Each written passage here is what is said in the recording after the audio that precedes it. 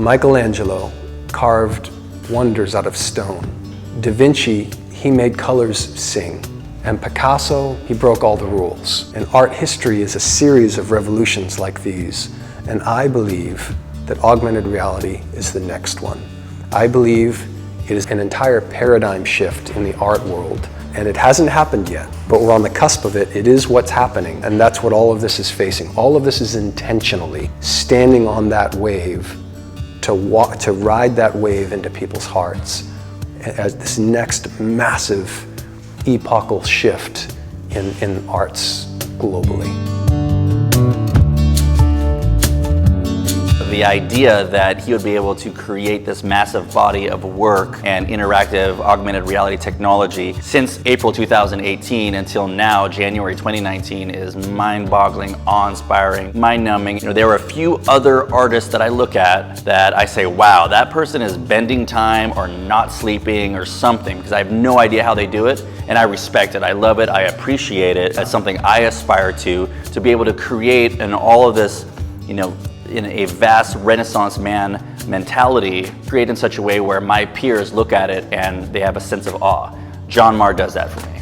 See the art, I see the music, I see the music videos, I see it all come together. It's stunning. He's an inspiration, true inspiration. My name is John Marr, John-M-A-R-R, but there's this really famous dude named Johnny Marr, the Smiths, Morrissey. Any look for me, you find him. And since I'm doing music, you might even think that it's his music or something. I didn't know. But also when you squash it together, it became unique.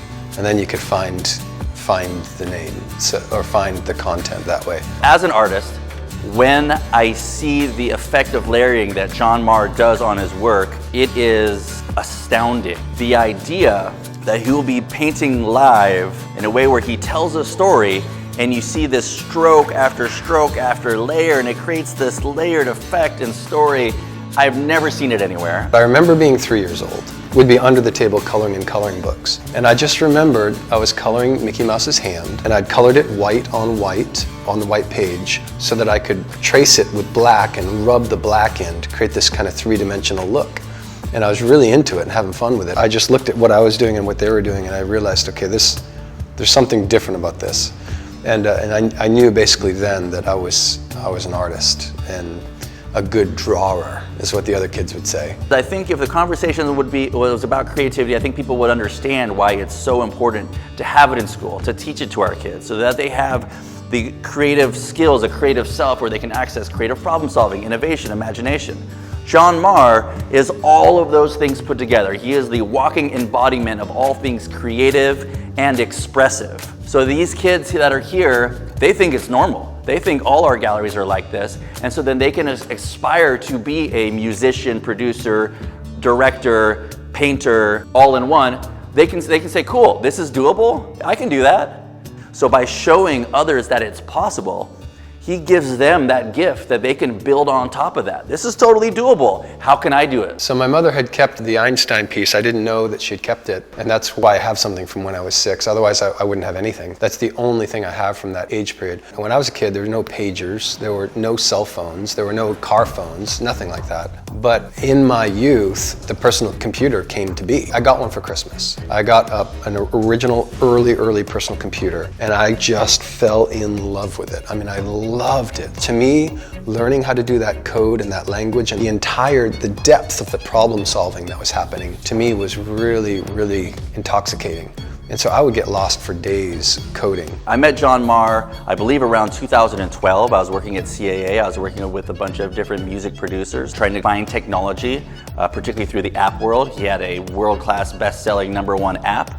Reached out to him. When I was young, the arts were heavily frowned upon in my family. So I was this creative kid, the good drawer. That drawing is going to get you nowhere. You're going to be a starving artist and that kind of stuff. And so I always had a certain amount of trepidation. And yet at the same time, I loved the tech side of things. So I was straddling both worlds kind of the whole time. Left CAA, decided to meditate every day, completely change my lifestyle, and at that time I decided to start showing my art, only to realize there were 0 galleries in the city I lived in, so I founded one. And from afar, he began watching what I was doing in a transition of lifestyle from working in kind of a corporate entertainment setting to painting with kids every day. And we named it resin, and we were painting with resin, so he tried painting with resin. He completely loved it. For me, the art exists for a reason. It exists to communicate and to tell a story, because at the end of the day, that's what I want to be. That's wild. I mean, like, to figure out where the fractals are, and then, like, what the? I mean, are you kidding me? I mean, how do you do that shit? Okay, so Inspiration, it just kind of happens. It's like, I know, but you must be like a friggin' nerd, though, right? I'm a nerd. Yeah. Okay, so I'm an engineer. I do boilers, you know. I mean, like hard shit, you know.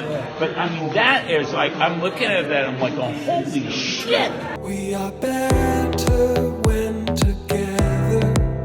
We are better side by side. We can rise above the trouble. We can leave the past. Not to compare myself to Walt Disney, but following in his footsteps, I too want to be ultimately a storyteller. I want to take people on a journey in which they discover new parts of themselves and discover parts of the world they hadn't experienced, and things that touch and change their hearts. And leave a mark that is altogether positive on them. That's what I hope to do.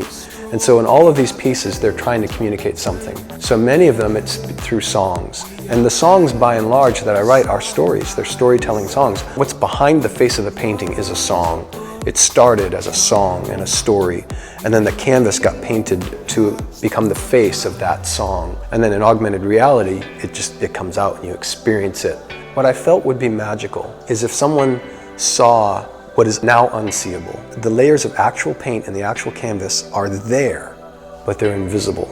But through augmented reality, you can peel back time and watch those layers get presented along with the narration or the lyrics that tell what that phrase of the story is as the story unfolds. And so I would love it if the work that I've done paves the road for other artists to reach in and tell their stories through augmented reality so their canvases come to life. So I'm kind of pivoting in the app that I've built. So I did all this art and I built an app that consumes the art, and it has the first augmented reality art store in the world in the app. No other exists. To see the singular stroke and know that the final product isn't a function of massaging one little spot, it's raw. You're seeing the singular stroke, you can't go back on it, you don't get a second chance at it. So it's very much in the moment. This happens once, you're seeing it happen with the artist in real time, right? It becomes an event, an experience that happens only once. The potential for John Marr's app is immense. We're getting to see this at its ground level. The creator himself, the coder himself, the businessman himself, doing it for himself.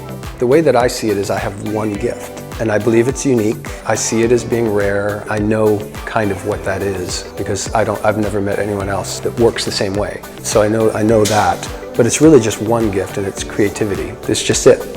And I can spend it in any direction. I can spend it writing a novel, I can spend it on painting, I can spend it in code, I can spend it in conversation, I can spend it whatever direction, videography, whatever. That desire to communicate couples with creativity and touches the world in any direction that communication can happen.